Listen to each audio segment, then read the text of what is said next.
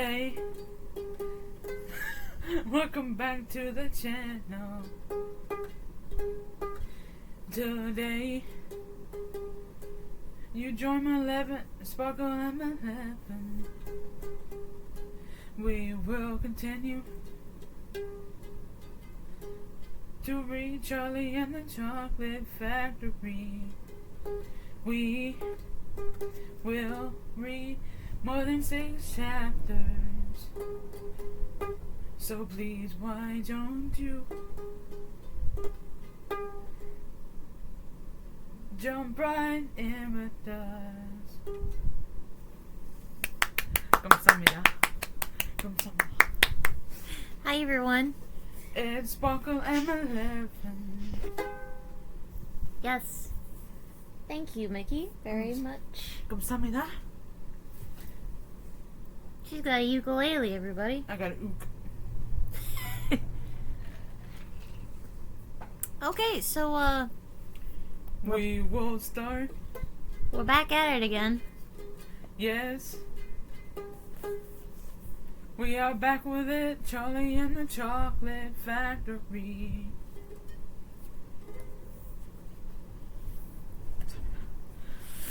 Okay, let's get started.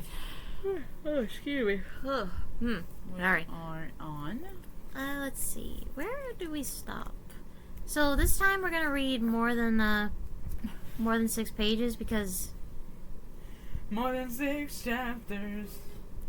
Did I say pages? Yes, you did. Oh my goodness. Whoops! I meant to say chapters, She everybody. means chapters. Well, technically we are reading more than 6 pages. Yeah. Right? Yeah. Because we're reading chapters. We are on. We are on chapter 13, yes? Who Yeah. read this one last time? I read. Wait, you read the last one, didn't you? Hold up. I read 12. Yeah, so I'm reading 13.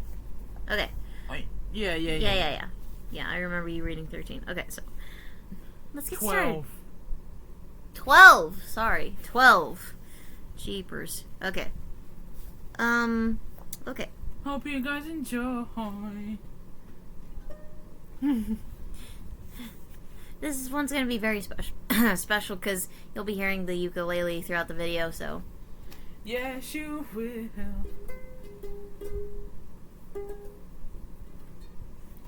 Okay, so, no, you're good. You're good. Okay, so,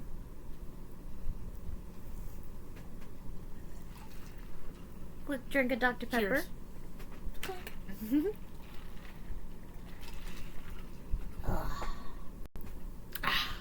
It's always good to have a drink nearby whenever you're telling a story. I know. Especially a good one like Roald Dahl's Charlie and the Chocolate Factory. Oh, yes. Alright, shall we get started? Let's. Alright, let's continue where we left off.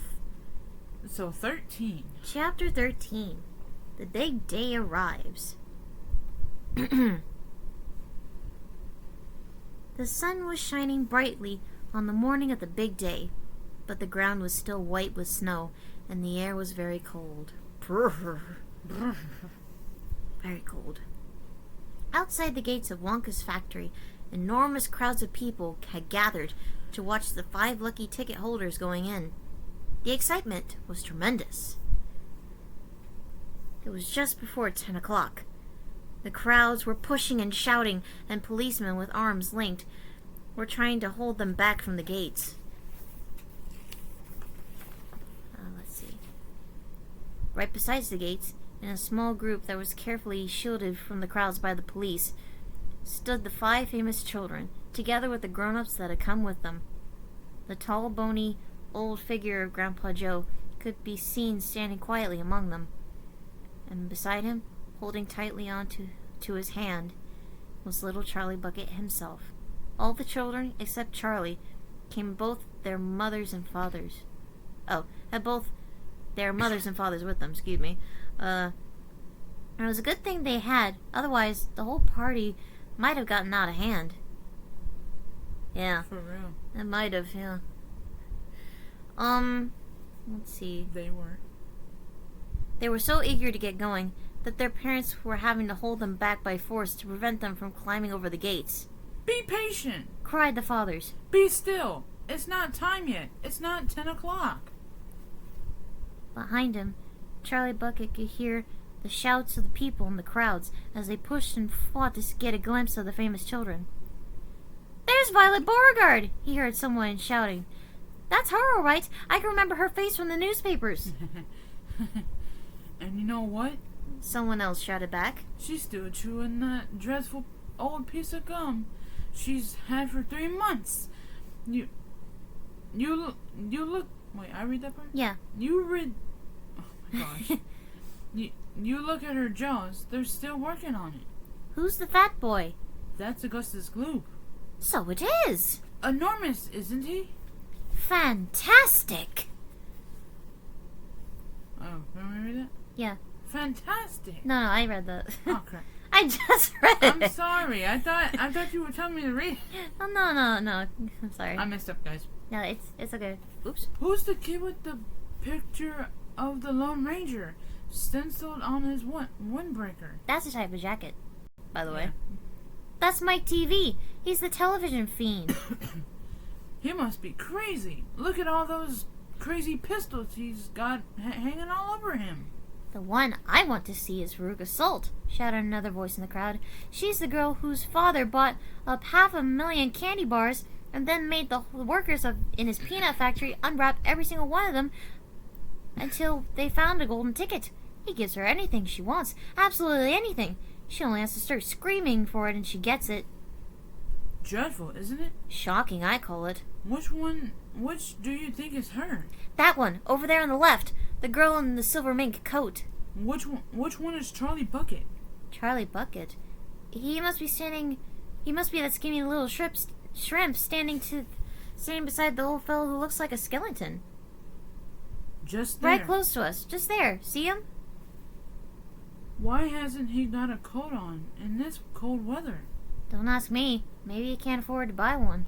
Jeepers, he must be freezing. Charlie, standing only a few paces away from the speaker, gave Grandpa Joe's hand a squeeze, and the old man looked down at Charlie as he smiled. Somewhere in the distance, a church clock began striking 10. Very slowly, with a loud cringing of rusty hinges, the great iron gates of the factory began to swing open. The crowd became suddenly silent. The children stopped jumping about. All eyes were fixed upon the gates. There he is! Somebody shouted. That's him! And so it was. Oh boy. Here comes something good. I'm so excited. They get to see Mr. Willy Wonka. That's what chapter 4 is called. Mr. Willy Wonka. And Mickey's going to read. I'm going to read this chapter. Yay! Alright, let's go. Hey, my turn. At the end of every chapter, I'm going to do a little ukulele segment. How cute. Great. Okay, chapter 14. I'll wait for you. Now go ahead. Chapter 14. Mr. Willy Wonka. Ooh. Oh! This is so I exciting. love Willy Wonka. Me too. Okay. Mr. Willy Wonka was standing all alone just inside the open gates of the factory. And what an extraordinarily little man he was. He had a black top hat on his head. He wore a tailcoat made of a beautiful plum-colored velvet. His trousers were bottle green. His gloves were pearly gray. And in one hand, he carried a fine gold-topped walking cane. Covering his chin, there was a small, neat, pointed black goatee, and his eyes were most marvelously bright. They seem to be sparkling and twinkling at you all the time. Wow. Wow. Just imagine it. Yeah. The whole face, in fact, was all alight with fun and laughter. Oh, how clever he looked. How quick and sharp and full of life. Wow. He kept making quick, jerky little movements with his head cocking and cocking it this way and that, and taking everything in with those bright, twinkling eyes. It was like a squirrel. He was like a squirrel in the quickness of his movements, like a quick, clever old squirrel from the park. Mm-hmm. Suddenly, he did a funny little skipping dance in the snow, and he spread his arms wide, and he smiled at the 5 children who were clustered near the gates. And he called out, "Welcome, my little friends. Welcome to the factory." Oh, I'm sorry. Did you want to do it? No, it's good. Ah. Why want me to do it? Let's do it together, actually. 1, 2, set. Welcome, my little friends. Welcome to the factory. Here we go. His voice was high and fluty. That scared me. Sorry about that. Uh, Will you come forward one at a time, please? He called out. And bring your parents and show me your golden tickets and give me your name. Who's first? The big fat boy. Dang. Good grief. The big fat boy stepped up. "I'm Augustus Gloop," he said. "Augustus!" cried Mr. Wonka, seizing his hand and pumping it up and down with terrific force. "My dear boy, it's how good to see you. Delighted, charmed, overjoyed to have you with us. And are these your parents? How nice. Come in. That's right. Step through the gates."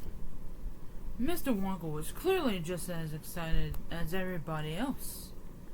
"My name," said the next girl to go forward, "is Veruca Salt." "My dear Veruca, how do you do? What a pleasure it is. You do have an interesting name, don't you? I always thought a Veruca was the sort of wart you got on the sole of your foot, but I must be wrong, mustn't I? Goodness gracious. Was that true?" Keep going. "How pretty you look in that lovely mink coat. I'm so glad you could come. Dear me, this is going to be such an exciting day. I do hope you enjoy it. I'm sure you will. I know you will. Your father? How are you, Mr. Salt and Mrs. Salt? Overjoyed to see you. Yes, the ticket is quite in order. Please go in." The next 2 children, Violet Beauregard and Mike TV, came forward to have their tickets examined, and then to have their arms practically pumped off their shoulders by the energetic Mr. Wonka. And last of all, a small nervous voice whispered, "Charlie Puckett." "Charlie!" cried Mr. Wonka. Well. So there you are. You're the one who found your ticket only yesterday, aren't you? Yes. I read all about you in the morning papers. Just in time, my dear boy. I'm so glad, so happy for you. And this, your grandfather? Delighted to meet you, sir. Overjoyed, enraptured, enchanted. All right, excellent. Is everyone in now? 5 children? Yes, good. Now will you please follow me? Our tour is about to begin. But do keep together. Please don't wander off by yourselves. I shouldn't like to lose any of you at this stage of the proceedings. Oh, dear me, no. Charlie glanced back over his shoulder and saw the gate entrance, the great iron entrance gates slowly closing behind him. The crowds on the outside were still pushing and shouting. Charlie took a last look at them. Then, as the gates closed. Glass gates, ladies and gentlemen. Well, Meet the new and improved glass gates. only by Mr. Wonka. I'm just kidding. Is there any such thing? Probably. In this day and age. Yeah, you never know. Things A lot of things can be possible nowadays. Let me just read that again. Let's try again. Then, as the gates closed with a clang, all sight of the outside world disappeared. That's scary. What keeps falling? This beat.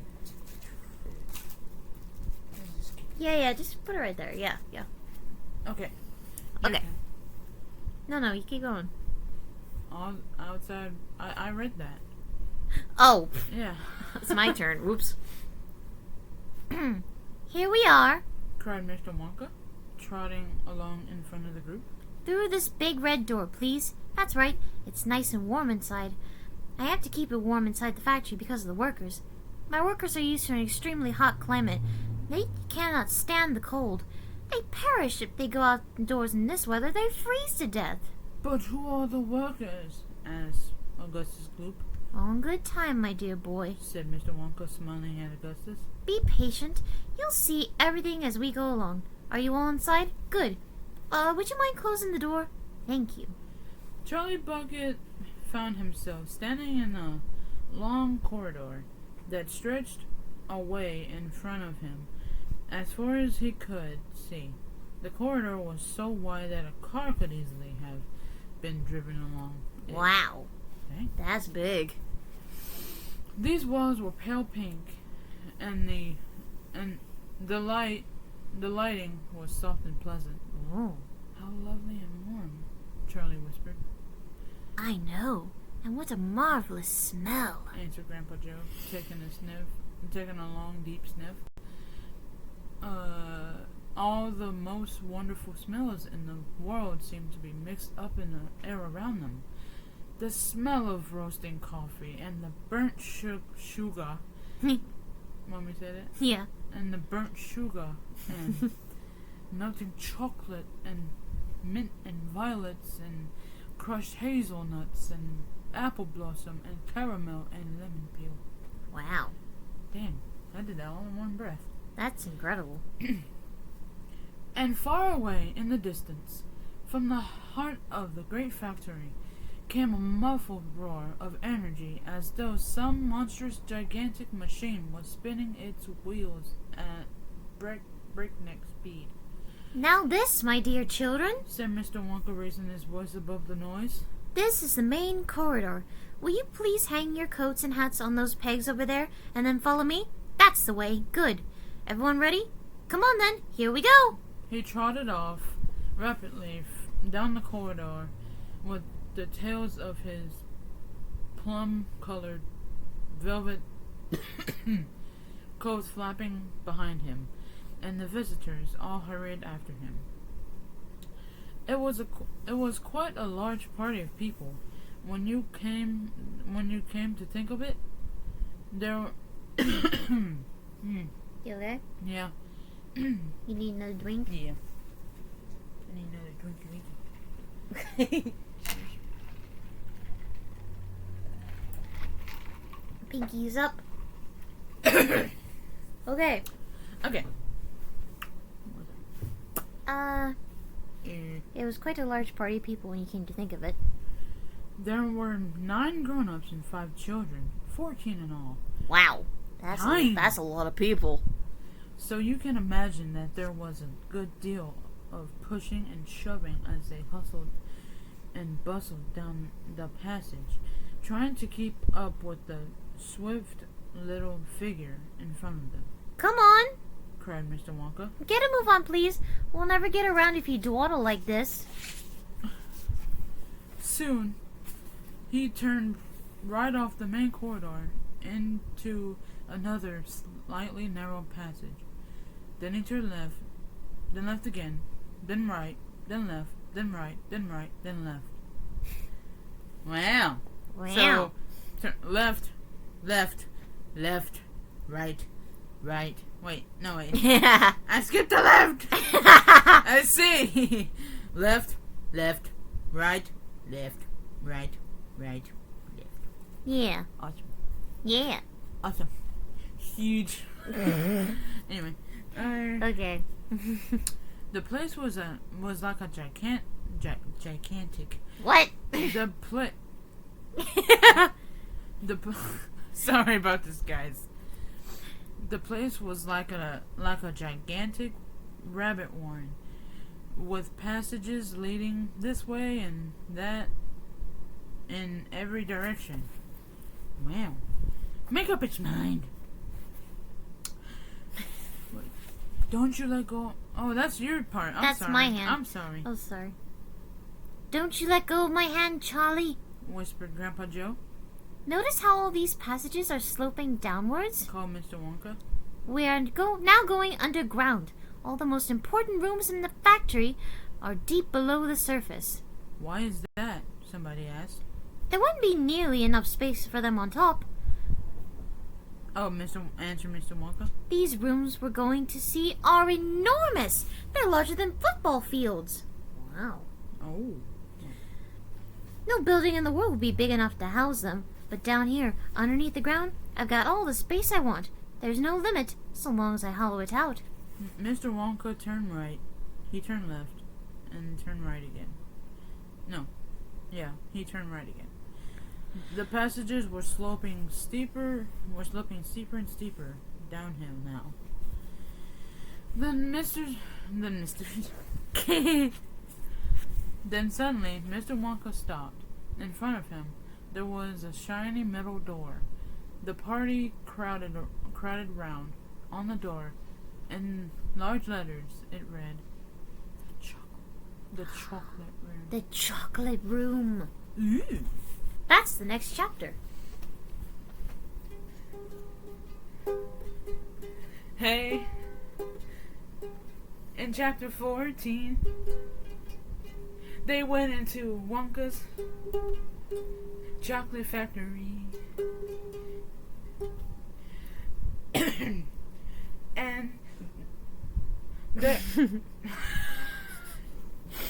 Sorry.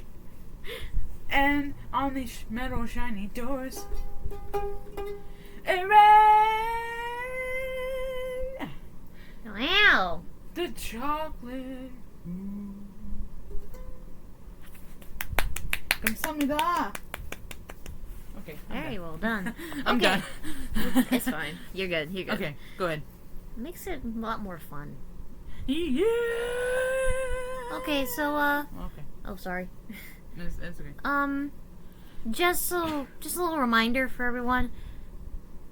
We're amateurs at reading out loud, so Amateurs. expect us to make a lot of mistakes. Yeah, don't come for us, please. Don't come for us. Yeah. We're only doing this for fun. We're only doing this for fun, so We ain't gonna, entertainment purposes only. uh-huh. Yes. We only do it because we want to. Yes. Okay. Okay. Chapter 15. The chocolate room. Oh! Oh, this is so exciting. I love the chocolate room. Me Okay. too. An important room, this, cried Mr. Wonka, taking a bunch of keys from his pocket and slipping one into the keyhole of the door. This is the nerve center of the whole factory, the heart of the whole business, and so beautiful. I insist upon my rooms being beautiful. I can't abide ugliness in factories, thank you. Mm-hmm. In we go, then. But do be careful, my dear children. Don't lose your heads. Don't get overexcited. Keep very calm. Mr. Wonka opened the door. 5 children and 9 grown-ups pushed their ways in. And oh, what an amazing sight it was that had now met their eyes. They were looking down upon a lovely valley. There were green meadows on either side of the valley, and along the bottom of it there flowed a great brown river. What is more, there was a tremendous waterfall halfway along the river, a steep cliff over which the water curled and rolled into a solid sheet, and then went crashing down into a boiling, churning whirlpool of froth and spray. It's the chocolate river.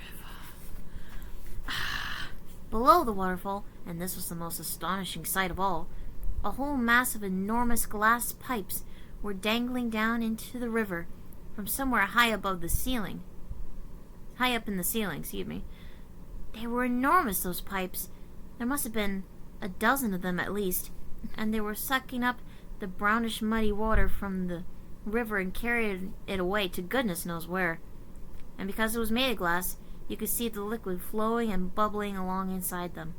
And above the noise of the waterfall, you could hear the never-ending sucking sound of the pipes as they did their work. Graceful trees and bushes were growing along the riverbanks, weeping willows and alders and tall clumps of rhododendrons with their pink and red of May blossoms. In the meadows, there were thousands of buttercups. Ooh. There! Cried Mr. Wonka, dancing up and down and pointing his gold-topped cane at the great brown river. It's all chocolate. Every drop of that river is hot melted chocolate of the finest quality. The very finest quality. There's enough chocolate in there to fill every bathtub in the entire country, and all the swimming pools as well. Isn't it terrific? And just look at my pipes. They suck up all the chocolate and carry it away to the other rooms in the factory where it is needed. Thousands of gallons an hour, my dear children. Thousands and thousands of gallons. The children and their parents were too flabbergasted to speak. They were staggered. They were dumbfounded. They were bewildered and dazzled. They were completely bowled over the hugeness of the whole thing. They simply stood and stared. I would too. No, yeah, just say. Wow. Okay, go ahead. The waterfall is most important, Mr. Wonka went on. It mixes the chocolate. It turns it up. It pounds it and beats it and makes it light and frothy. No other factory in the world mixes its chocolate by waterfall, but it's the only way to do it properly. The only way. And do you like my trees? He cried, pointing with his stick. And do you like my lovely bushes? Don't you think they look pretty? I told you I hated ugliness. And of course, they're all eatable. All made from something different and delicious. Do you like my meadows? Do you like my grass and my buttercups? The grass you're standing on, my dear little ones, is made of a new kind of soft, minty sugar that I've just invented. I call it swudge. Try a blade, please do. It's delectable. Huh. Wonder why it's called swudge. And it's minty sugar. I was waiting for you to say that. Minty sugar. BTS. Yeah. Okay. Automatically, everyone bent down and picked one blade of grass.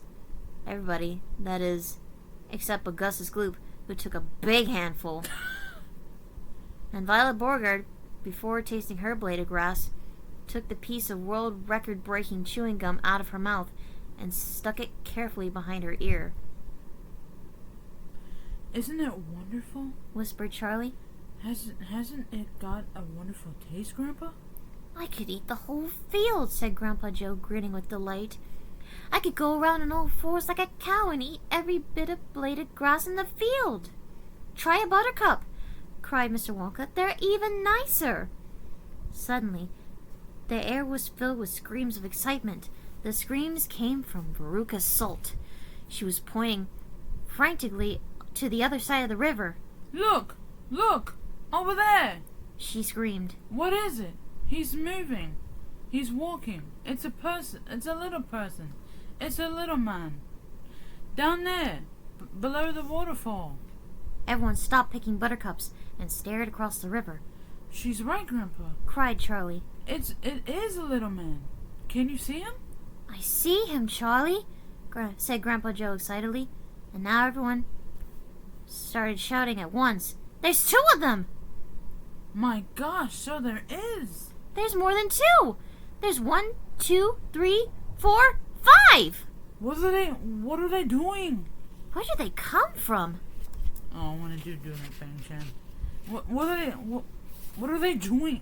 What are they doing? Like, but he says, what are you doing? Who are they? Children and parents alike rushed down to the edge of the river to get a closer look. Aren't they fantastic? No higher than my knee. Look at that funny long hair. The tiny men, who were no larger than medium-sized dolls, had stopped what they were doing and were now staring back across the river at the visitors. One of them pointed towards the children and whispered something to the other 4, and all 5 began to burst in peals of laughter. But they can't be real people, Charlie said. Of course they're real people, Mr. Wonka answered. They're Oompa Loompas. So, in the chocolate room, Mr. Wonka let them taste the eatable grass.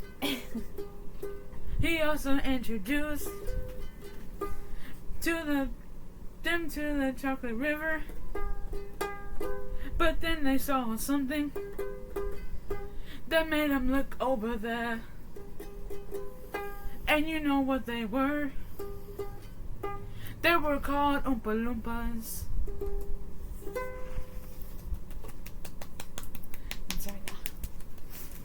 Alright.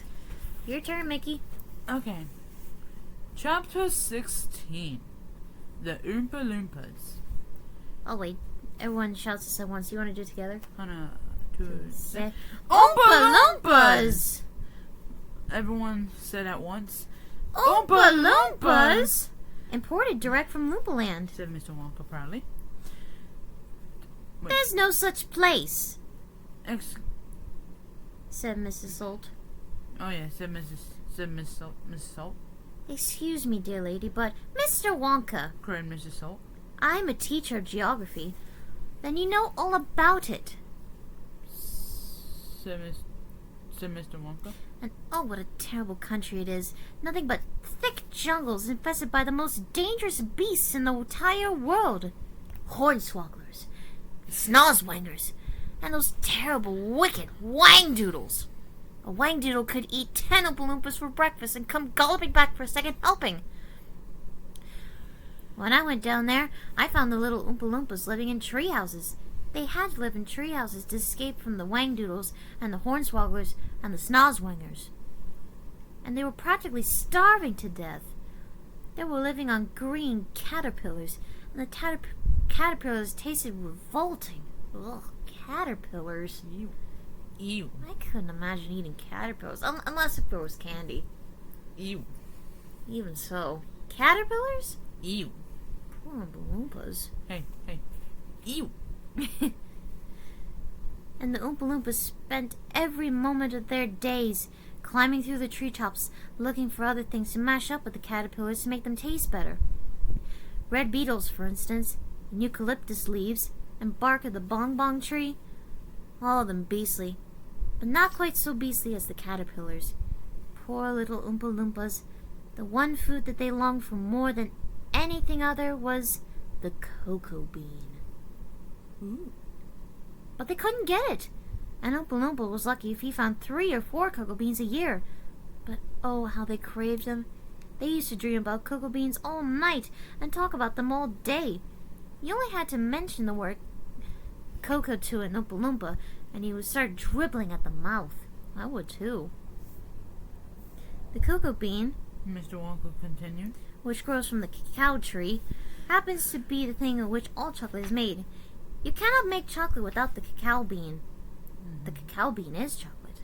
Yeah. I accidentally called it a cocoa bean. Well, I guess you could call it both ways, right? Yeah. Technically so. I'm just gonna call it cacao for now. Okay. Cacao.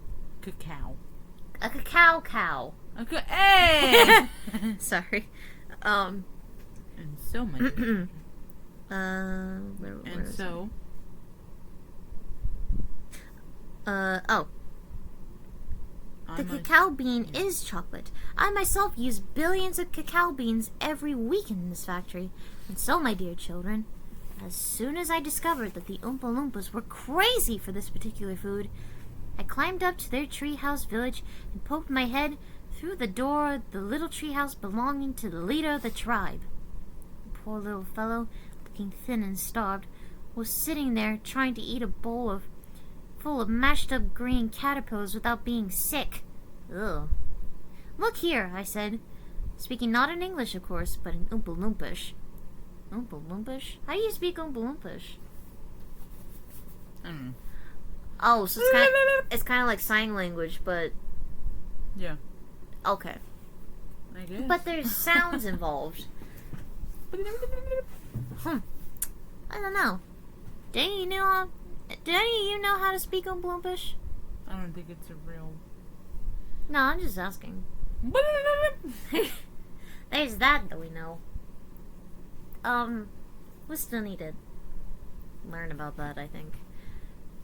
Let's see. Look here. Oh, yes. Look here. If you and all your people come back to my country and live in the factory, you can have all the cacao beans you want. I've got mountains of them in my storehouses. You can have cocoa beans for every meal. You can gorge yourself silly on them. I'll even pay your wages in cocoa beans if you wish. You want to be the Oompa Loompa? You really mean it? Asked the Oompa Loompa leader, leaping up from his chair. Of course I mean it, I said. And you can even have chocolate as well. Chocolate tastes better than cacao beans because they got milk and sugar added. The little man gave a great whoop of joy and threw his bowl of mashed caterpillars right out the treehouse window.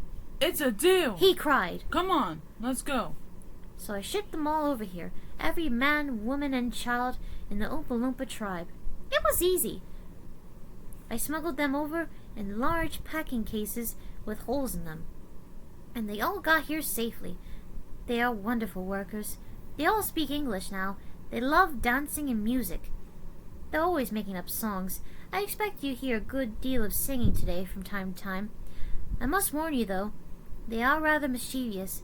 They like jokes. They still wear the same kind of clothes they wore in the jungle. They insist upon that.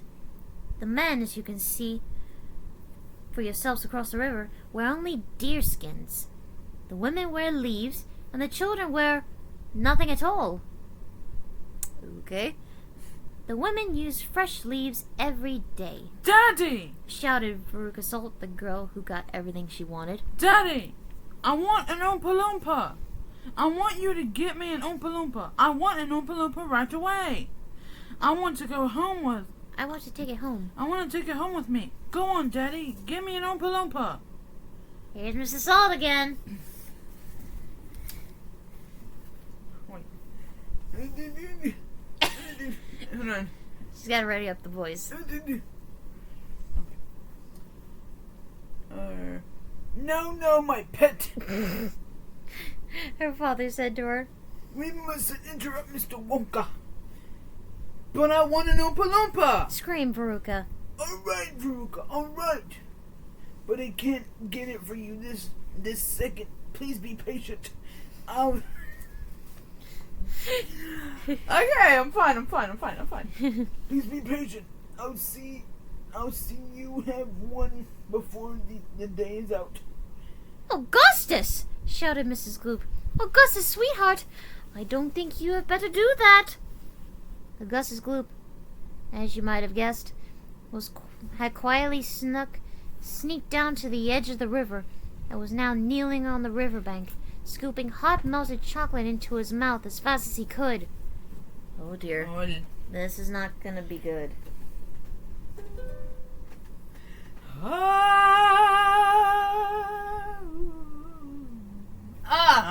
Yeah! Keep going. It's great. This is good.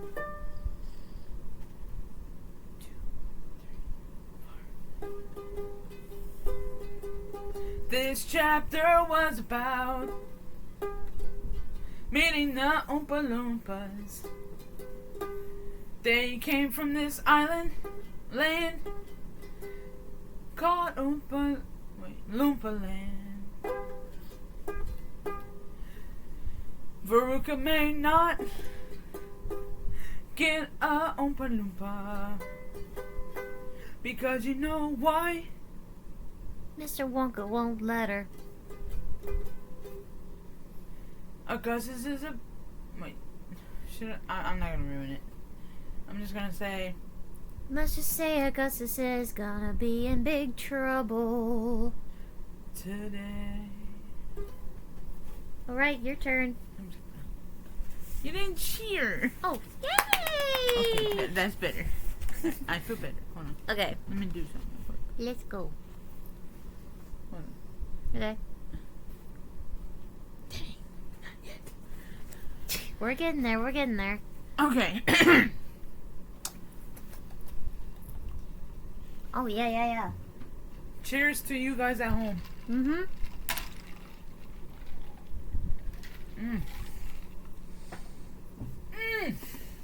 Well, I got ice in my mouth. Okay. It's my turn to read, too. Sorry about that. I had a piece of ice in my mouth. This. Let's go. Let's get it. Let's go, let's go, let's go. Chapter 17. Augustus Gloop goes up the pipe. Ah! Help! Okay. Mr. Wonka turned round and saw what Augustus Gloop was doing. He cried out, Oh no! Please, Augustus, please! I beg you not to do that. My chocolate must be untouched by human hands. Augustus! called out Mrs. Gloop. Did you hear what the man said? Come away from that river at once. This stuff tastes terrific, said. Okay, that was good. Yeah, that was good. That was good. Terrific, said Augustus, taking not the slightest notice of his mother, or Mr. Wonka. Wait. Keep going. Oh boy! I need a bucket to drink it properly. Augustus! Cried Mr. Wonka, hopping up and down and waggling his little stick in the air. You must come away. You're dirtying my chocolate. Augustus!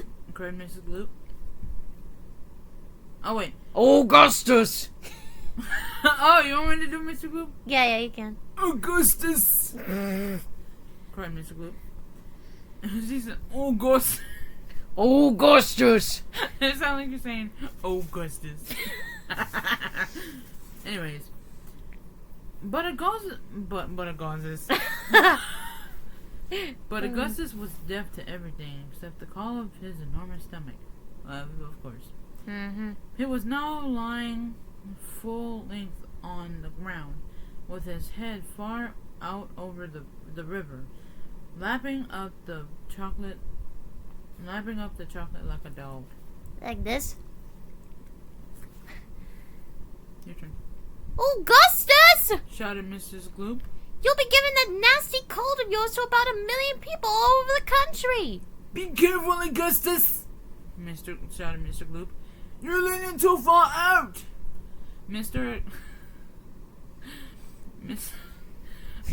Gloop was right. For suddenly there was a shriek, and then a splash. Help me! And then a splash, and into the river went Augustus Gloop. And in 1 second, he had disappeared under the brown surface. Save him! Screamed Mrs. Gloop, going white in the face and waving her umbrella about. He'll drown! He can't swim beyond! Save him! Save him! Goodness heaven, woman! Goodness heavens, woman! Said Mr. Gloop. I'm not diving in there. I've got my best suit on. Augustus Gloop's face came up again to the surface, painted brown with chocolate. Help! Wait. Help! Help! Wait. Should I do it? Help! Or help! It just doesn't matter. Help! Help! Help! Help! He yelled out. Fish me out! Don't just stand there! Miss Gloop screamed at Mr. Gloop. Do something! I am doing something, said Mr. Gloop, who was now taking off his jacket and getting ready to dive in the chocolate. But while he was doing this, the wretched boy was being sucked closer and closer to towards the mouth of one of the great pipes that was dangling down into the river. Then all at once the powerful suction took hold of him completely, and he was pulled under the surface and then into the mouth of the pipe. The crowd of the riverbank, on the riverbank, waited breathlessly to see where he would come out. There he goes, somebody shouted, pointing upwards. And sure enough, because of the pipe was made of glass, Augustus Gloop could be seen clearly, seen shooting up inside it, head first like a torpedo. Help! Murder! Police! Screamed Miss Gloop. Augustus, come back at once! Where are you going? It's a wonder to me, said Mr. Gloop, how that pipe is big enough for him to go through it. Isn't he big enough? Isn't he big? No, it isn't. Oh, it isn't. It isn't big enough, said Charlie Bucket. Oh dear, look, he's slowing down, So he is. said Grandpa Joe. He's going to stick, said Charlie. I think he is. Said Grandpa Joe. By golly, he has stuck, said Charlie. It's his stomach that done it. That's done it, said Mr. Gloop. He's blocked the whole pipe. Oh my God, said Grandpa Joe. Smash the pipe! Yelled Mrs. Gloop, waving her umbrella. Augustus, come out of there at once! The watchers below could see the chocolate swishing around the boy in the pipe, and they could see it building up behind him in a solid mass, pushing against the blockage. The pressure was terrific. Something had to give. Something did give, and that something was Augustus. Up he shot again like a bullet in the barrel of a gun. He's disappeared! Yelled Mrs. Gloop. Where does that pipe go to? Quick! Call the fire brigade! Keep calm. Cried Mr. Wonka. Keep calm, my dear lady, keep calm. There is no danger whatsoever. Augustus has gone on a little journey, that's all. The most interesting little journey.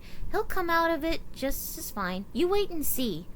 How could he possibly come out just fine? Snapped Mrs. Gloop. He'll be made into marshmallows in 5 seconds! Impossible. Cried Mr. Wonka. Unthinkable. Inconceivable. Absurd. He could never be made into marshmallows. And why not, may I ask? Shouted Mrs. Gloop. Because that pipe doesn't go to the marshmallow room.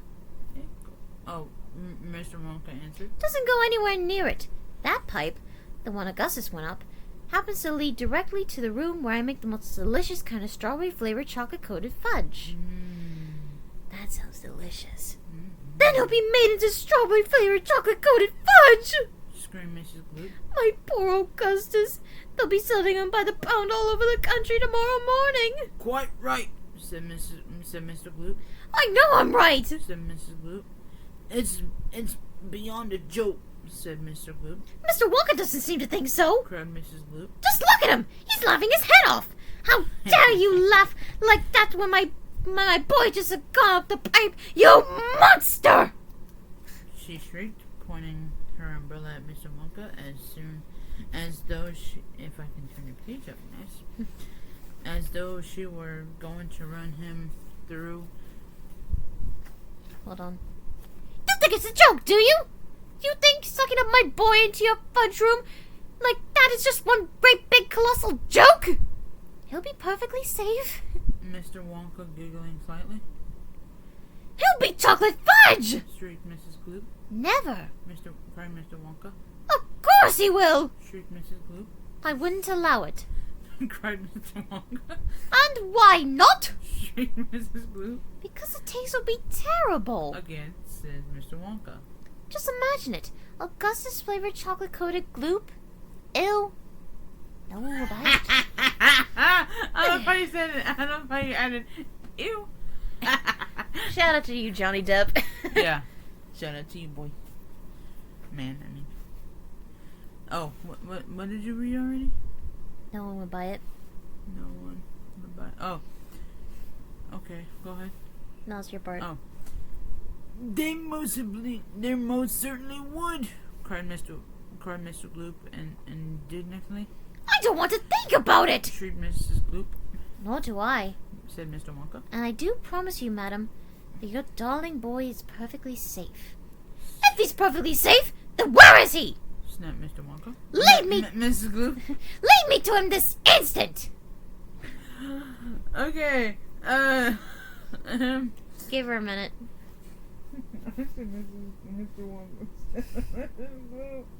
Oh my goodness. Take your time, take your time. Okay, so you said lead him to me this instant. Lead me to him. Mr. Wonka turned around and clicked his fingers sharply. Click, click, click. 3 times. Click, click, click. Can I just do the sound effects? Okay, I'll read it again. Mr. Wonka turned around and clicked his fingers sharply. Click, click, click. 3 times. Immediately, an Oompa Loompa appeared. I could imagine this. What? I'll tell you after. Immediately, Okay. Immediately, an Oompa Loompa appeared, as if from nowhere, and stood beside him. The Oompa Loompa bowed and smiled, showing beautiful white teeth. His skin was rosy white. His long hair was golden brown, and on top of his head came just above the height of Mr. Wonka's knee. He wore the usual deerskin slung over his shoulder. Now listen to me. Said Mr. Wonka, looking down at the tiny man. I want you to take Mr. and Mrs. Gloop up to the fudge room and help them to find their son Augustus. He's just gone up the pipe. The Oompa Loompa took one look at Mrs. Gloop, exploded into peals of laughter. Oh, do be quiet. Mr. Wonka said. Mr. Wonka. Control yourself. Pull yourself together. Mrs. Gloop doesn't think it's at all funny. You could say that again! Said Mrs. Gloop. Go straight to the fudge room. Said Mr. Wonka. To the Oompa Loompa. And when you get there, take a long stick and start poking around inside the big chocolate mixing barrel. I'm almost certain you'll find him in there. But you better look sharp. You'll have to hurry. If you leave him in the chocolate mixing barrel for too long, he's liable to get poured into the fudge boiler. And that would be a disaster, wouldn't it? My fudge would become quite uneatable. Mrs. Gloop let out a shriek of fury. Ah! I'm joking, said Mr. Wonka, giggling madly behind his beard. I didn't mean it. Forgive me. I'm so sorry. Goodbye, Mrs. Gloop and Mr. Gloop. Goodbye. Goodbye. I'll see you later.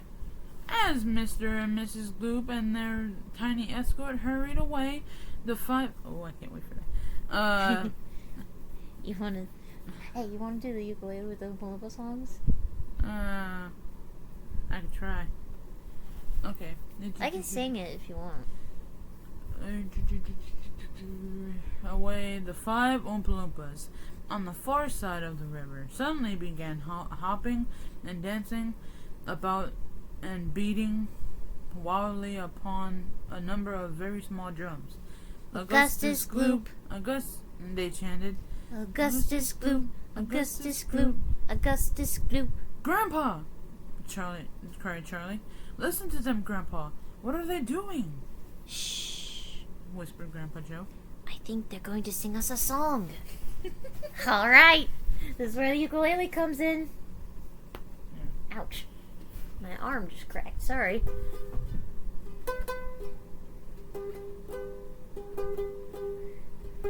Augustus Gloop. Can we do it without the ukulele? Oh, come on. It'll be fun. You want me to do it? Yeah. Alright, you hold my book. I got this. Oh yeah, the headphones. Headphones will do just fine. 1, 2, set. Tell me when. There's one more line you gotta read. Augustus Gloop.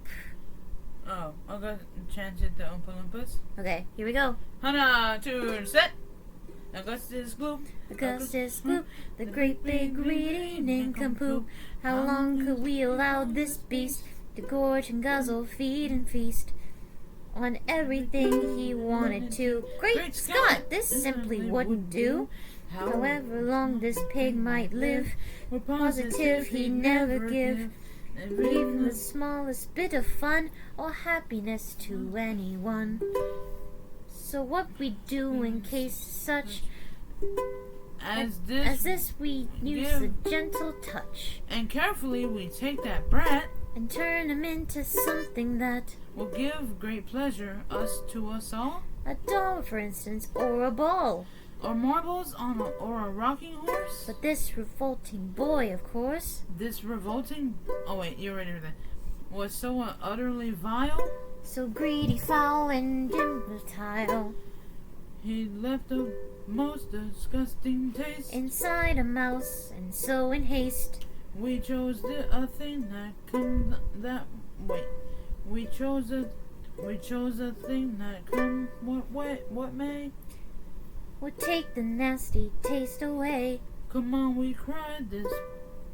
This might be the time is ripe. To send him shooting up the pipe, He has to go. It has to be. and very soon he's gonna see And inside the room to which he's gone. some funny things are going on. But don't dear children be alarmed. Augustus Gloop will not be harmed. Although of course we must admit He will be altered quite a bit he'll be quite changed from what he's been.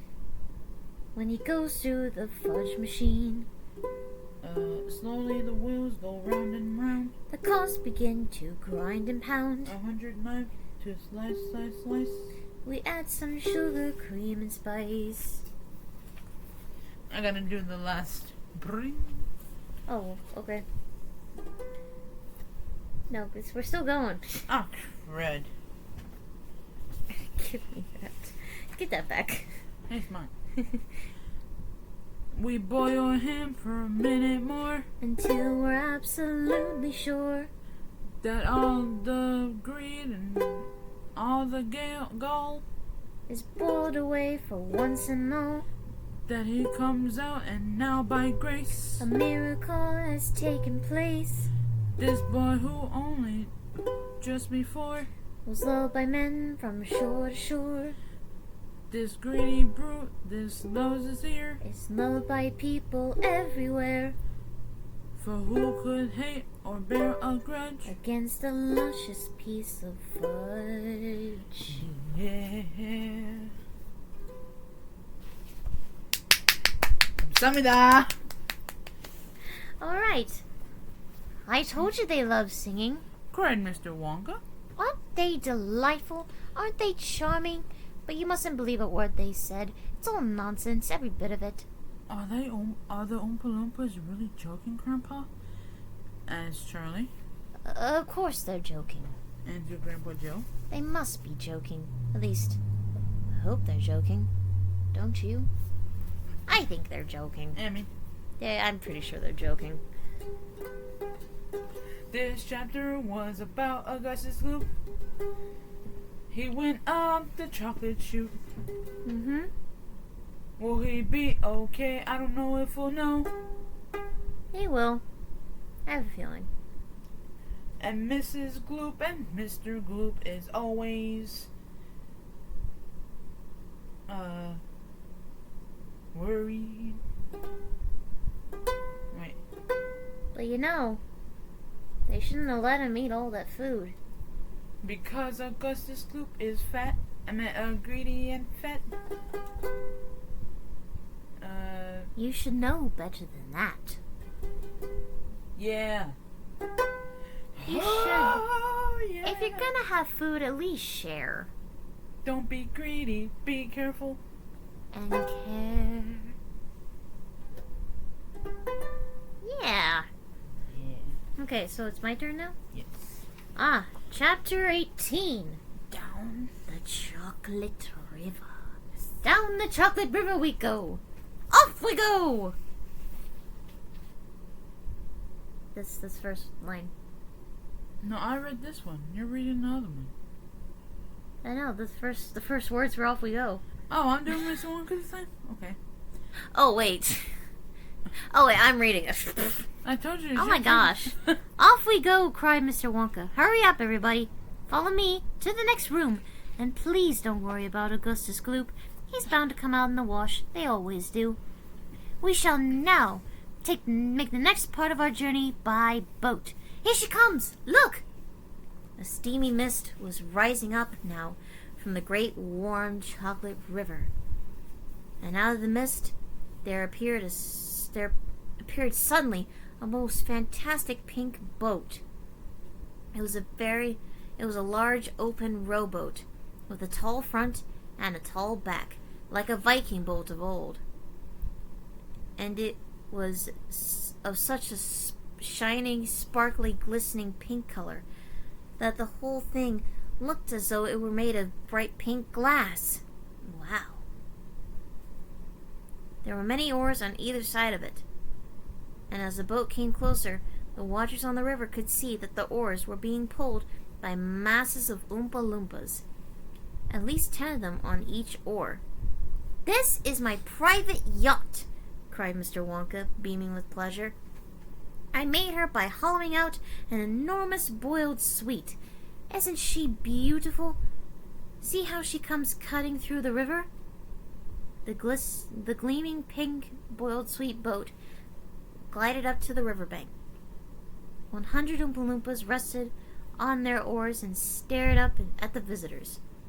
Then suddenly, for some reason best known to themselves, they all burst into shrieks of laughter.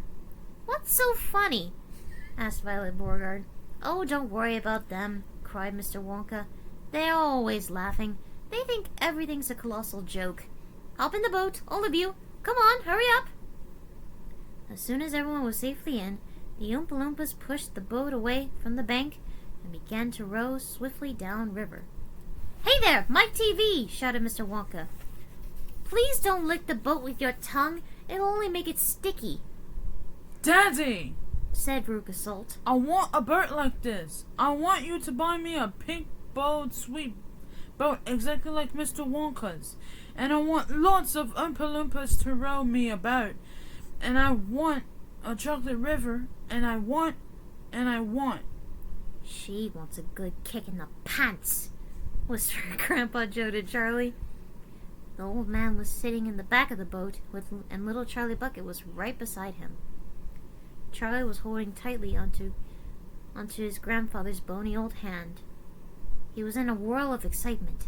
Everything that he had seen so far, the great chocolate river, the waterfall, the huge sucking pipes, the candy meadows, the Oompa Loompas, the beautiful pink boat, and most of all, Mr. Willy Wonka himself, had been so astonishing that he began to wonder whether there could be possibly any more astonishments left. Where were they going now? What were they going to see next? What were they going to see? And what and what in the world was going to happen in the next room?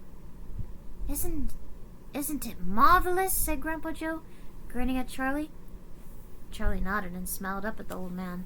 Suddenly, Mr. Wonka, who was sitting on Charlie's other side, reached down into the bottom of the boat, picked up a large mug, dipped it into the river, filled it up with chocolate, and handed it to Charlie. "Drink this," he said. "It'll do you good. You look starved to death." Then Mr. Wonka filled a second mug and gave it to Grandpa Joe. "You too," he said. "You look like a skeleton. What's the matter? Hasn't there been anything to eat in your house lately?" Oh my God, it's like he knows. Wow. How does he know? "Not much," said Grandpa Joe. Charlie put the mug to his lips, and the rich, warm, creamy chocolate ran down his throat into his empty tummy. His whole body from head to toe began to tingle with pleasure, and a feeling of intense happiness spread over him. "You like it?" asked Mr. Wonka. Oh, it's wonderful. Charlie said. The creamiest, loveliest chocolate I've ever tasted," said Grandpa Joe, smacking his lips. "That's because it's mixed by waterfall," Mr. Wonka told him. The boats sped on down the river. The river was getting narrower, and there was some kind of dark tunnel ahead, a great round tunnel that looked like an enormous pipe, and the river was running right into the tunnel, and so was the boat. "Row on!" shouted Mr. Wonka. jumping up and waving his stick in the air. Full speed ahead! And the Oompa Loompas were rowing faster than ever before. The boat shot into the pitch-dark tunnel, and all the passengers were screamed with excitement. "How can they see where they're going?" shrieked Violet Beauregard in the darkness. "There's no knowing where they're going," cried Mr. Wonka, hooting with laughter. You want to read this one together? You want to do the... No. No? Okay. "There's no earthly way of knowing which direction they are going. There's no knowing where we're rowing or which way the river's flowing. Not a speck of light is showing, so the danger must be growing. For the rowers keep on rowing, and they're certainly not showing any signs that they are slowing." He's gone off his rocker! Shouted one of the fathers. How do you say that? Aghast. Aghast? Yeah. And the other parents joined in the chorus of frightened shouting. He's crazy! They shouted, He's balmy! "He's nutty! He's screwy! He's batty! He's dippy! He's dotty! He's daffy! He's goofy! He's beanie! He's buggy! He's wacky! He's loony!" "No, he is not," said Grandpa Joe. "Switch on the lights," shouted Mr. Wonka, and suddenly on came the lights, and the whole tunnel was brilliantly lit up. And Charlie could see that they were indeed inside a gigantic pipe. And the great upward curving walls of the pipe were pure white and spotlessly clean. Wow. Oh, wow. And the river of chocolate was flowing very fast inside the pipe. And the Oompa Loompas were all rowing like crazy. And the boat was rocking along at a furious... Right? Furious? Yes. Furious pace. Mr. Wonka was jumping up and down in the back of the boat and calling to the rowers to row faster and faster still. He seemed to love the sensation of whizzing through a white tunnel in a pink boat on a chocolate river. He clapped his hands and laughed and kept glancing at his passengers to see if they were enjoying it as much as he was. "Look, Grandpa! Cried Charlie. There's a door in the wall." It was a green door, and it was set into the wall of the tunnel just above the level of the river. As they flashed past it, there was just enough time to read the writing on the door. "Store room number 54. It said, All creams. Dairy Queen, Dairy Queen, Dairy cream, whipped cream, violet cream, coffee cream, pineapple cream, vanilla cream, and Hair cream? Hair cream? Cried Mike TV. You don't use hair cream. Row on, shouted Mr. Wonka. There's no time for silly questions. They shrieked past a black door. Storeroom number 71. It said on it. Whips. All shapes and sizes. Whips? Cried Veruca Salt. What on earth you use whips for? For whipping cream, of course, said Mr. Wonka. How can you whip cream without whips? Whipped cream isn't whipped cream at all unless it's been whipped with whips. Just as a poached egg isn't a poached egg unless it's been stolen from the woods in the dead of night. Roll on, please. They passed a yellow door on which it said, Storeroom number 77. All cocoa beans. All the beans. Cacao beans, coffee beans, jelly beans, and has-beans. Has-beans? Cried Violet Beauregard. You're one yourself. What? What's that supposed to mean? Does anyone know what that means? Oh my god. What's a has-been? That's funny. Oh, brother. She said has-beans. You're one yourself, said Mr. Wonka. There's no time for arguing. Press on, press on. But 5 seconds later... Oh, excuse me. When a bright red door came into sight ahead, he suddenly waved his gold-topped cane in the air and shouted, Stop the boat! Wow. Yeah. Alright. Now it's on to the next chapter. Please be It is! Oh, dang it! almost there, Mickey. Don't worry. Okay. Hey. She's excited for the inventing room. Where are they going? The inventing room, of What? course. No. Yeah. Yeah. They're going to the inventing room. Ah! Okay. I had to read chapter 20. Okay. Okay. So, You're getting ahead of yourself there. let's see. How can I do this? You can do it. Zooming past the tunnel!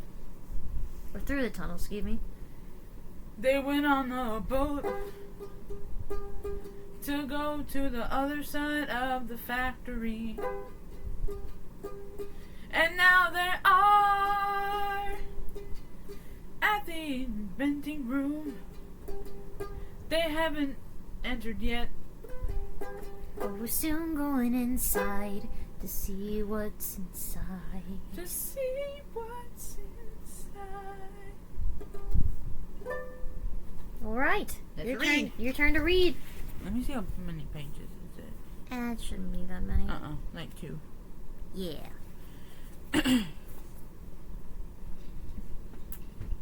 Made it. Alright. Alright. Here we go. Chapter 19. Oh, the inventing room. Everlasting gobstopper and hair toffee. Alright. When Mr. Wonka shouted, Stop the boat! the Oompa Loompas jammed their oars into the river and backed water furiously. The boat stopped. The Oompa Loompas guided the boat alongside the red door. That sounds creepy. The red door? Oh no. It's a bright red door. Anyway, on the door. Think like a barn. Barns are Yeah. red. Yeah. On the door, it said, Inventing room. Private. Keep out. Mr. Wonka took a key from his pocket, leaned over the side of the boat, and put the key in the keyhole. This is the most important room in the entire factory, He said. All my most secret new inventions are cooking and simmering in here. Old Fickle Grouper will give his front teeth to be allowed inside for just 3 minutes. So would Prodnose and Slugworth and all those other rotten chocolate makers. But now listen to me. I want to know nothing about when you go in. No touching, no meddling, and no tasting. Is that agreed? Yes, the children agreed. We won't touch a thing, Up to now, Mr. Wonka said. nobody else, not even an Oompa Loompa, has been ever allowed in here. He opened the door and stepped out of the boat into the room. The 4 children and their parents all scrambled after him. Don't touch! Shouted Mr. Wonka. And don't knock anything over. Charlie stared around the gigantic room in which he now found himself. The place was like a witch's kitchen. All about him, black metal pots were boiling and bubbling on huge stoves, and kettles were hissing, and pans were sizzling, and strange iron machines were clanking and sputtering, and there were pipes running all over the ceiling and walls, and the whole place was filled with smoke and steam and delicious rich smells. Mr. Wonka himself had suddenly become even more excited than usual, and anyone could see that this was the room he loved most of all. All right. We're in Mr. Wonka's favorite room, I'm guessing. He was hopping about among the saucepans and the machines like a child among his Christmas presents, not knowing which thing to look at first. He lifted the lid from a huge pot and took a sniff. Then he rushed over and dipped his finger into a barrel of sticky yellow stuff and had a taste. Don't know what that yellow stuff is. Sounds tasty. Then he skipped across to one of the machines and turned a half dozen knobs this way and that. Then he peered anxiously, all through the glass door of a gigantic oven, rubbing his hands and cackling with delight at what he saw inside. Then he ran over to another machine, a small, shiny affair that kept going. And every time it went...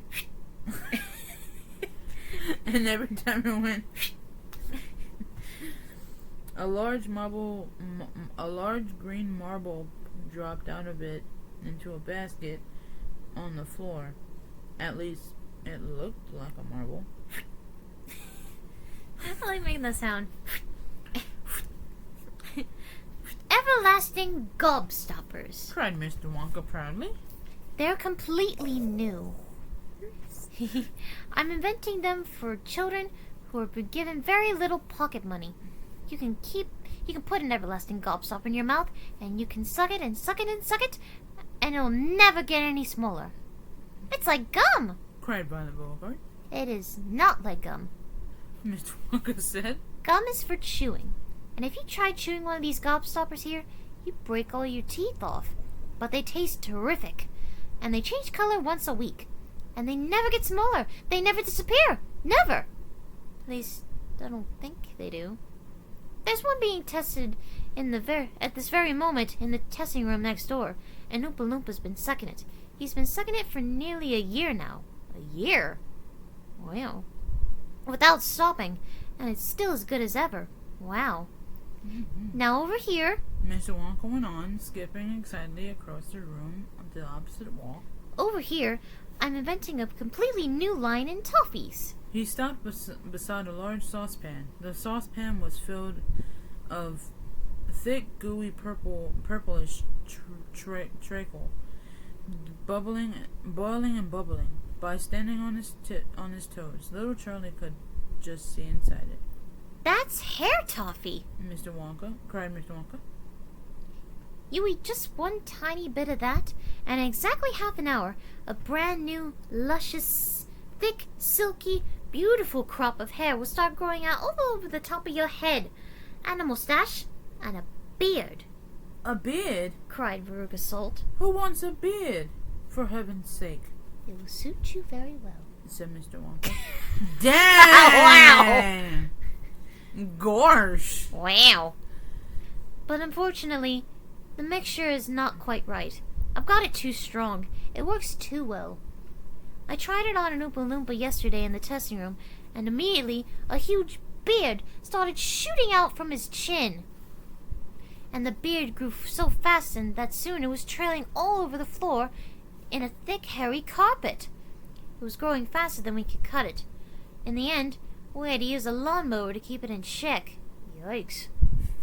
But I'll get the mixture right soon, and when I do, there will be no excuse anymore for little boys and girls to going about with bald heads.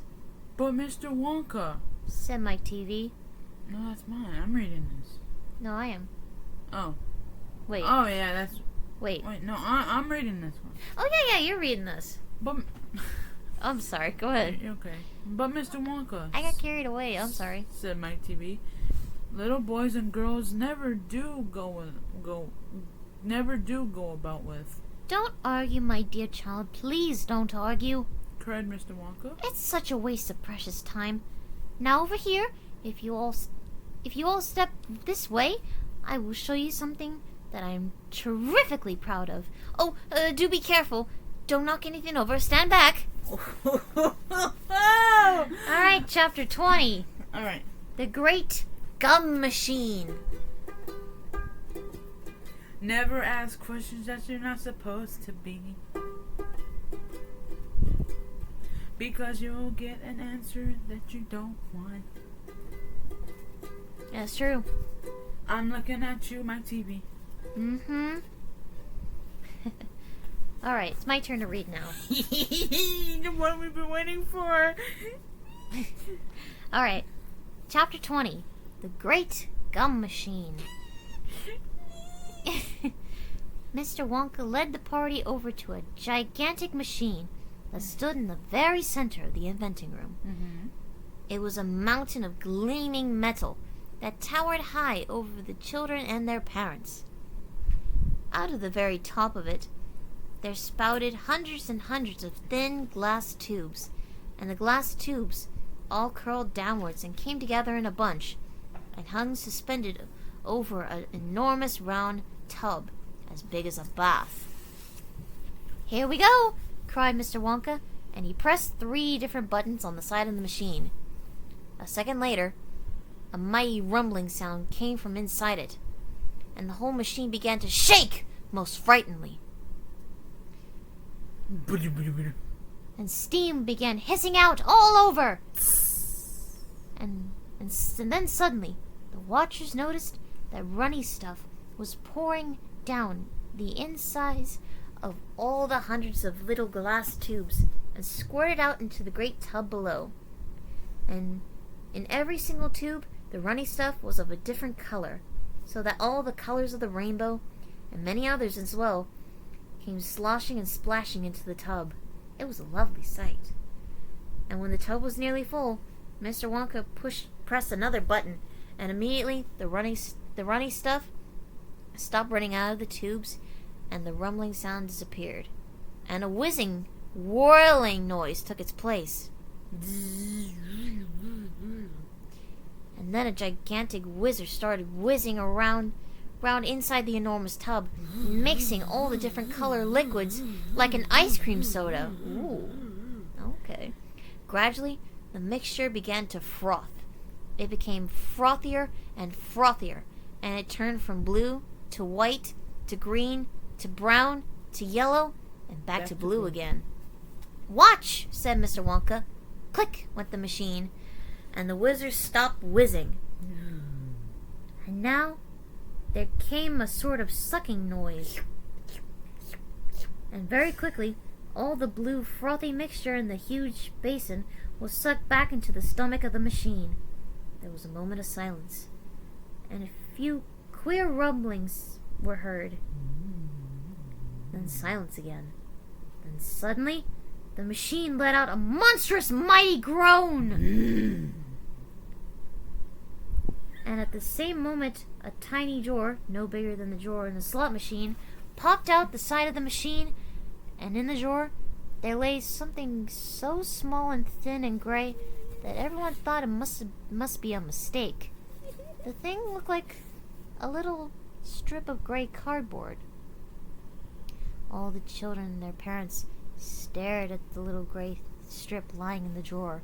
"You mean that's all?" said Mike TV, disgusted.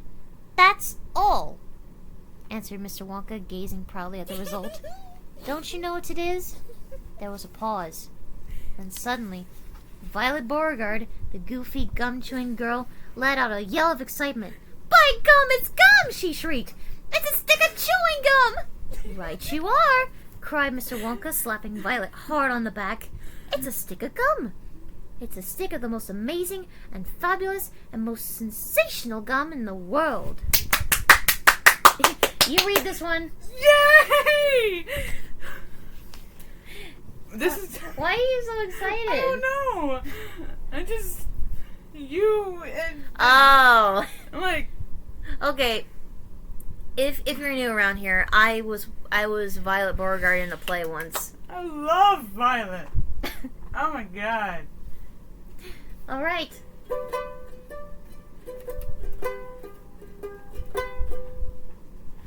They were in the inventing room. Violet, you know what she's about to do. That's me. She's about to eat the gum. As you could expect. Oh, I'm so excited! All right. Okay. Go ahead and read away. This is a bonus chapter. Well, Wait. there's been couple bonus chapters because Mickey was really excited to get to this part, so he decided to make this a bit extra long. I know, it's an hour and 24 minutes right now. So, okay, let's go ahead. Chapter 21. Goodbye, Violet. Goodbye. No. That's sad. This gum, Mr. Wonka went on, is my latest, my greatest, my most extraordinary invention. It's a chewing gum meal. It's that tiny strip of gum that's laying there is a whole 3-course dinner all by itself. What kind of nonsense is this? Said one of the other fathers. My dear sir, Cried Mr. Wonka. when I start selling this gum in the shops, it will change everything. It'll be the end of all kitchens and all cooking. There'll be no more marketing to do, no more buying of meat and groceries. There'll be no knives and forks at mealtimes, no plates, no washing up, no garbage, no mess. Just a little strip of Wonka's magic chewing gum, and that's all you'll ever need at breakfast, lunch, and supper. This piece of gum I've just made happens to be tomato soup, roast beef, and blueberry pie. But you can have almost anything you want. What do you mean it's tomato soup, roast beef, and blueberry pie? I'm sorry. I'm excited. Said Violet Beauregard. If you were to start chewing it, Said Mr. Wonka. then that is exactly what you get on the menu. It's absolutely amazing. You can actually feel the food going down your throat and into your tummy. And you can taste it perfectly. And it fills you up. It satisfies you. It's terrific! It's utterly impossible, said Veruca. Veruca Salt. Just so long as it's gum. Oh wait, that's your chapter, isn't it? I'm sorry, I keep doing that on accident. I'm sorry. Start over, It's start over. utterly impossible, said Veruca Salt. Now it's your turn, Just so long as it's gum. said Violet Beauregard. Just so long as it's a piece of gum and I can chew it, then that's for me. And she could. Yay! Okay. We're getting to the good part. And quickly she took her own world record piece of gum out of her mouth and stuck it behind her left ear. Come on, Mr. Wonka. She said. Hand over this magic gum of yours and we'll see if the thing works. You want to be? No, it's you. Now, Violet, said Miss Beauregard, her mother. Don't wait. Yeah, it's worded weird in the sentence. Said her mother, I guess. Yeah.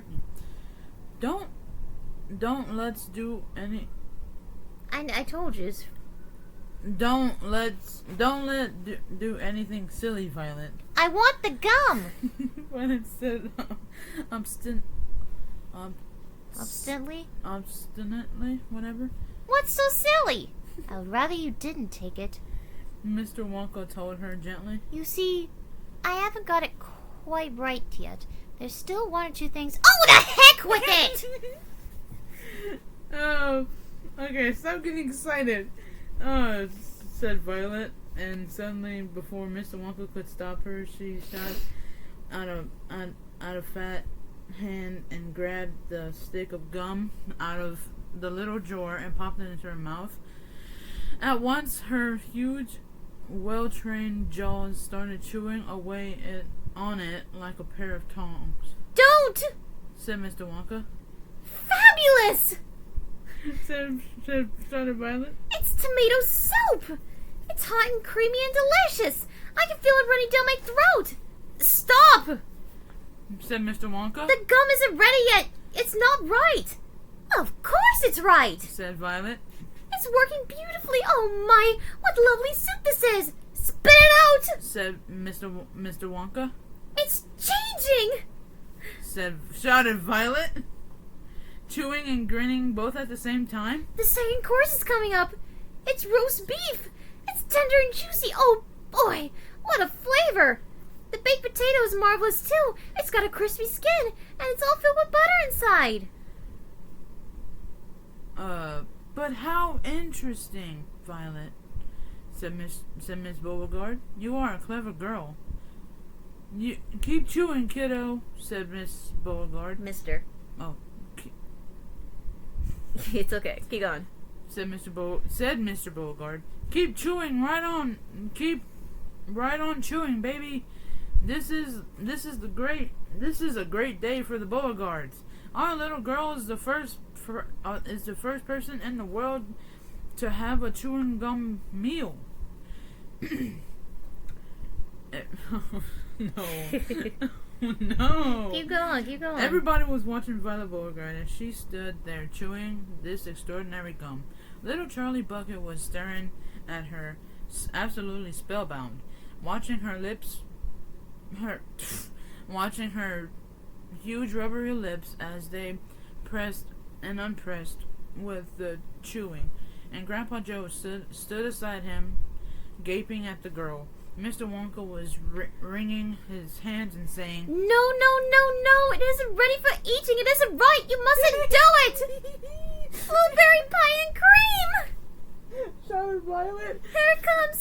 Oh my, it's perfect! It's beautiful! It's as though as I'm swallowing it! It's as though as I'm chewing and swallowing great big spoonfuls of the most marvelous blueberry pie in the world! Good heavens, girl! Shrieked Mrs. Beauregard, suddenly staring at Violet. What's happening to your nose? Well, be quiet, Mother, and let me finish! Said Violet. It's turning... Keep going. I'm sorry. Keep going. It's turning blue! Screamed Mrs. Beauregard. Your nose is turning blue as a blueberry!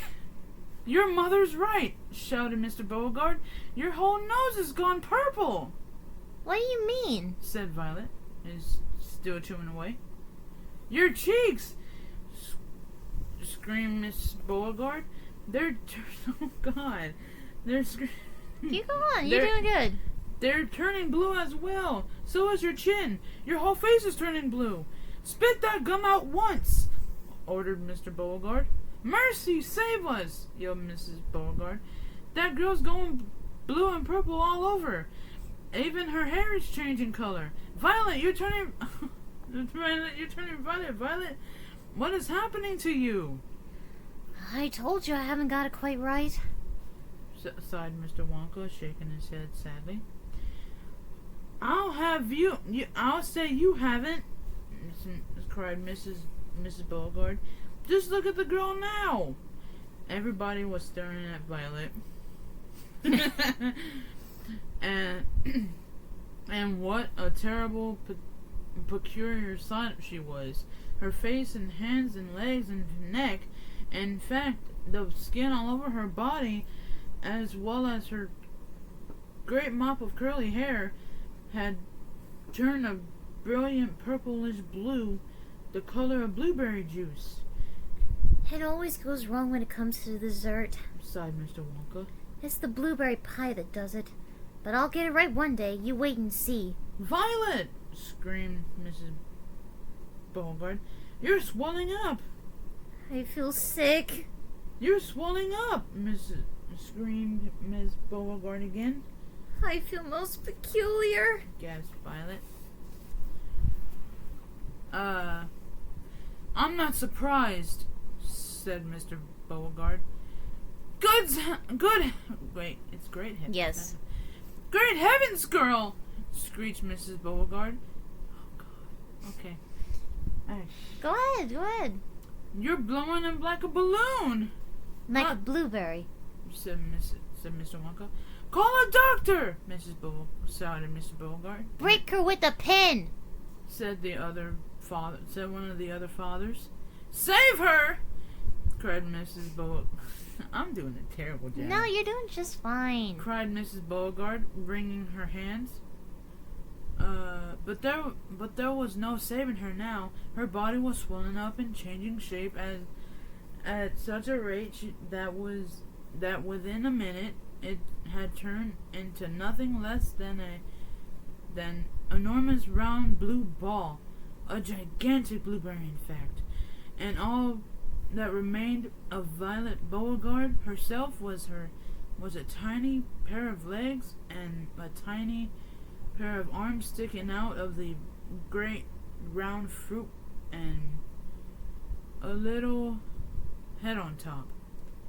It always happens like that. sighed Mr. Wonka. I've tried it 20 times in the testing room on 20 Oompa Loompas, and every one of them finished up as a blueberry.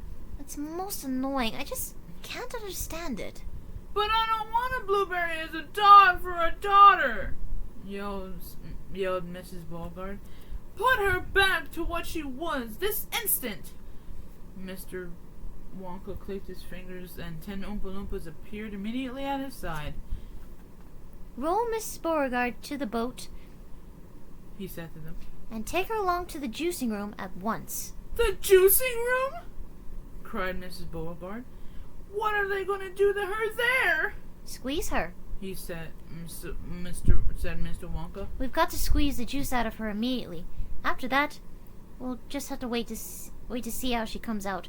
But don't worry, my dear Mrs. Beauregard. We'll get her repaired if it's the last thing we do. I am so sorry about it all. I really am. Already, the 10 Oompa Loompas were rolling the enormous blueberry across the floor of the inventing room toward the door that led to the chocolate river where the boat was waiting. Mr. and Mrs. Beauregard hurried after them. The rest of the party, including little Charlie Bucket and Grandpa Joe, stood absolutely still and watched them go. Listen, whispered Charlie. Listen, Grandpa. The Oompa Loompas in the boat outside are starting to sing. The voices of 100 of them singing together came loud and clear into the room. All right, another song. Oh, dang. Okay.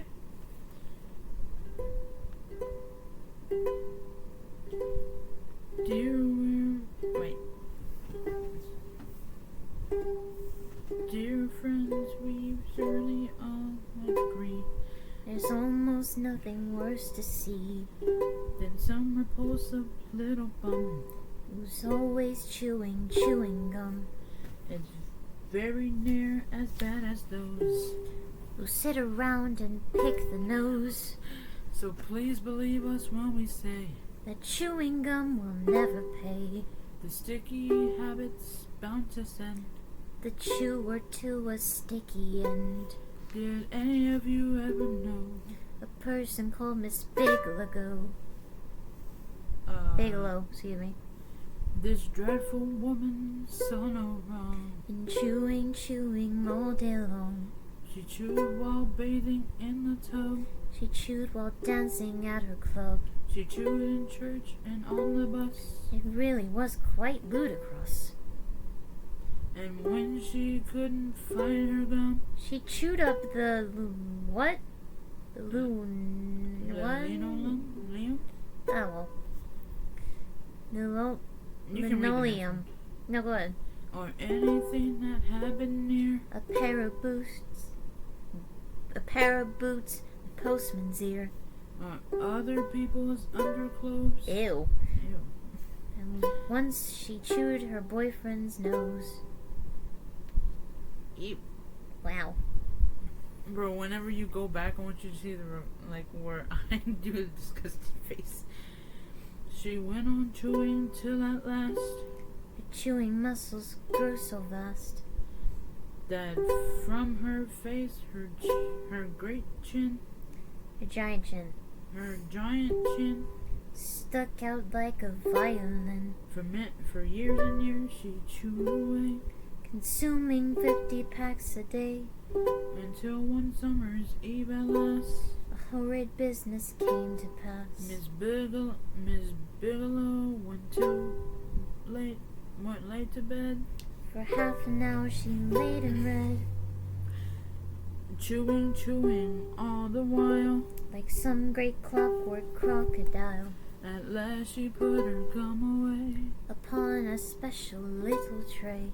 as she settled and went to sleep. She managed this by counting sheep, But now how strange, although she slept, though massive jaws of hers still kept, on chewing through the night. even with nothing there to bite. There were, you see, in such a groove. They positively had to move. A very grim it wasn't to hear. In pitch darkness, loud and clear.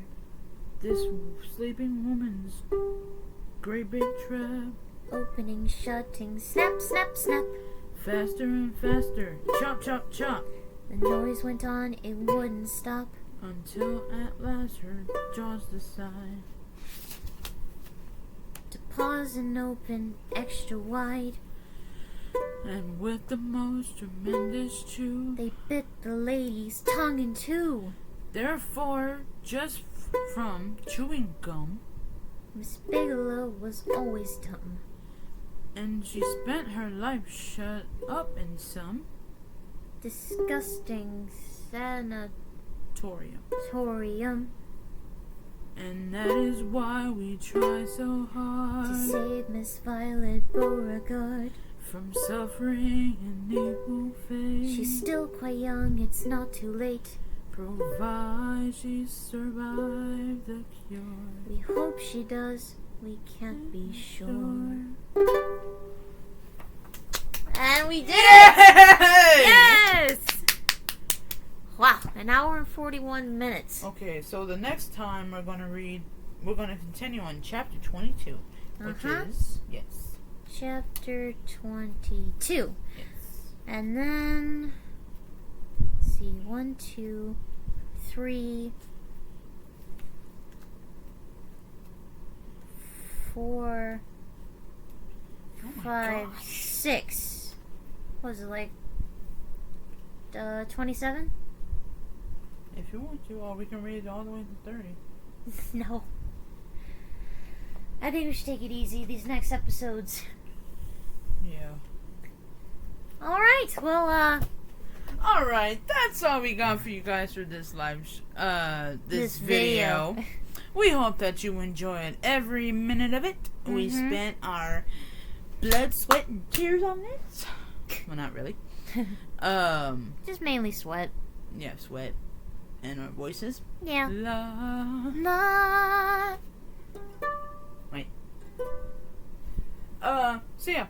Anyway, we hope that you enjoyed all of this video. This hour and almost 2-hour video. Thank you guys so much for tuning in yet again. We'll probably do some more tomorrow or something. For sure, maybe tomorrow. Yeah.